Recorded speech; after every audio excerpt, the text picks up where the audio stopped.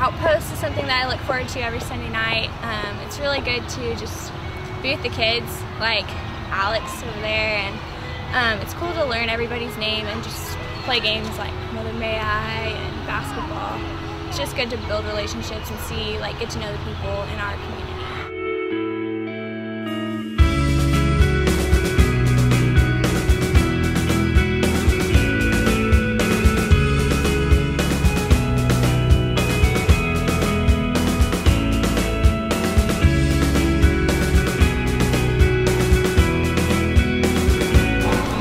Outpost is, it's like we come here and we give the people here like hot dogs and food and stuff, and then we talk to them and build relationships with people here.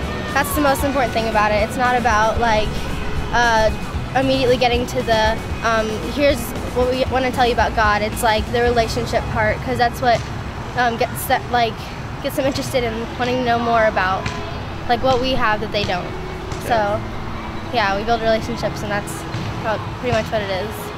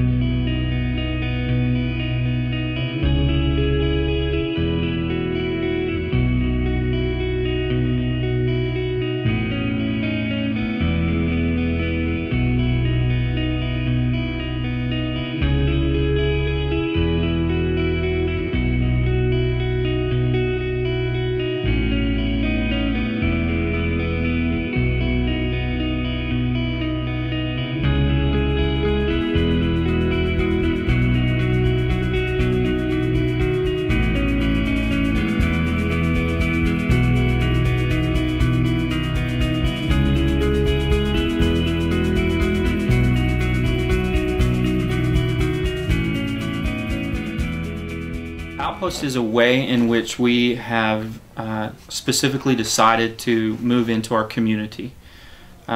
What we did about 3.5 years ago is we got this idea that if we draw a circle around the church, we began to see that apartment complexes were in the high 30s. And we began to look at a lot of those apartment complexes and see that many of them were Section 8 or low-income apartment complexes. And we began to see that there was a specific need right around the church. So we began with one apartment complex, Meridian Ridge, and in moving into that apartment complex, we said that let's just go in and begin to meet basic needs, food, shelter, clothing, anything that we could help with that are just simple basic needs. So we set up an outpost. That outpost is a hot dog dinner, if you will. It's a hot dog, a bag of chips, and a drink. And in doing that, we just decided that we were going to build relationships with the people in our community. And in those relationships, we found many specific needs that we as a community of faith, a church, could begin to establish not only an outpost for benevolence, but we could actively participate in areas that would bring justice. I kind of had this grand vision of what I hoped Outpost would become, but I think one of the things that has been very important is that we've continued to meet basic needs. That's the way in which we have been able to open the door to build relationships. In those relationships, that's, I guess, where the surprising thing has come, is that people have embraced us. In just being a friend and just being a relationship, we've been able to find out what specific needs are. Do we need mentoring for children? Do we need intervention in gangs? Do we need substance abuse training? Do parents need training? Do children need tutoring? Do families have cars? Do they have access to good health care? Do they have access to good education? Do they have access to good supermarkets and places in which they can buy goods that are reasonable? And I guess the surprising thing is that we have found all of those things. So it's a little bit overwhelming at times, but we have kind of chosen to not categorize, but set a criteria for which we can help in certain areas. And children, parenting, and education have been key in those. So we've partnered with other agencies. I think that was kind of surprising. We kind of thought surprising as well. We kind of thought we could do all this on our own, and come to find out we need other organizations. It's going to take partnerships to meet all the needs that we have actually found. I think one of the key things is how it's changed is Outpost has not only helped our community and began to transform one little apartment complex at a time, but it's transformed us. You know, I could tell you stories, I could tell you names of people who have helped with Outpost, who actually just started helping with Outpost thinking, yeah, I should probably give a little bit of my time to this, and it's transformed or changed the trajectory of their entire lives. They've changed college majors, they've changed ways of thinking, they've changed giving habits. They've so when you look at the broad scale of that, and you think, well, here's a community that, when you say community, here's an apartment complex that right at about 60% of the people have automobiles. We have that, just that in of itself has changed the way people use their automobiles. Is now my automobile available to go pick somebody up? Or are my skills in education or tutoring, or what I can provide in healthcare, what I can provide in mentoring, are those beneficial?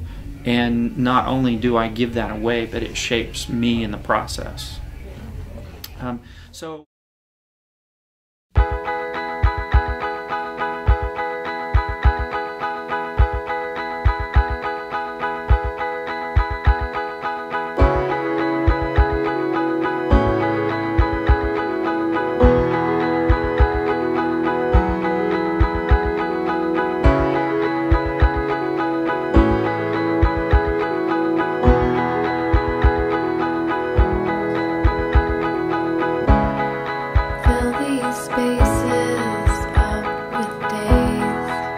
lived here for about 4 months, and I work at, I'm a cook down at Whataburger on South Meridian, and my wife, she's a waitress at Cimarron Steakhouse, and we have a 6-year-old son named John William.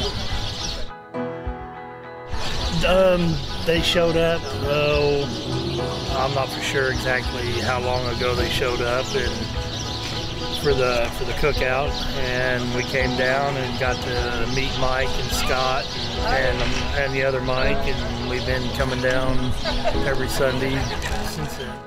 They've helped us tremendously. I mean, we were having problems getting our lights turned on, and I talked to Scott and Mike, and they were willing to get our lights turned on for us.